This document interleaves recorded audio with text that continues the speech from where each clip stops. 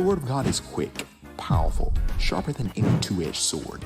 Here's Bishop Nolan White with a quick word. James 5:9 says, "Don't grumble against one another, brothers and sisters, or you will be judged. The judge is standing at the door." To maintain healthy relationships, we need to learn how to keep strife out of our lives. God made each of us as unique individuals. We have different personalities and we have different temperaments, and we approach issues in different ways. So we really shouldn't be surprised when something comes up and somebody gets rubbed the wrong way every now and then. Too often, though, if someone does not agree with our opinion or see eye to eye, we tend to get bent out of shape, and if we're not careful, strife arises. But I remember my father used to say to me, "Son, everybody doesn't think like you." Now, that seems obvious, but truth of the matter is, I think we forget that sometimes. Everybody has common sense, but what is common to you may not be common to me. Here's something to consider. Just because someone doesn't do it like you or agree with you does not mean that you're right all of the time and they are wrong all of the time. We just see the same thing in different ways. We just have different opinions. And unfortunately, sometimes those differences causes friction.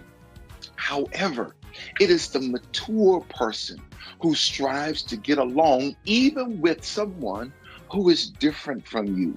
It takes patience to not start an argument or a dispute over a minor issue or become easily offended.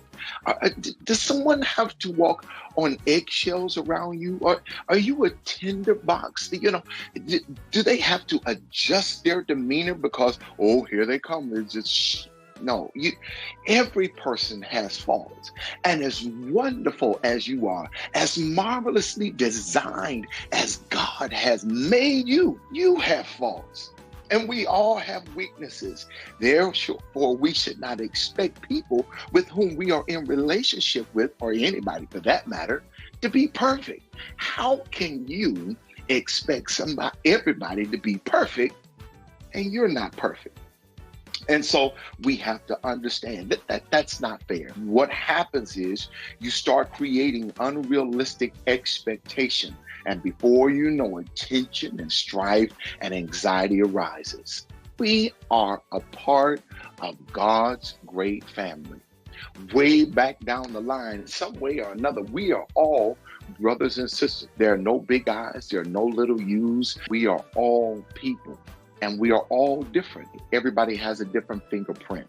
You have been uniquely made by God. And therefore, there are going to be those times when we don't agree. It's okay. We don't have to have a fight because we disagree. Let's agree to disagree and let's move on. And once we start doing that, we'll stop majoring in minor stuff and start focusing on what is really important, each other.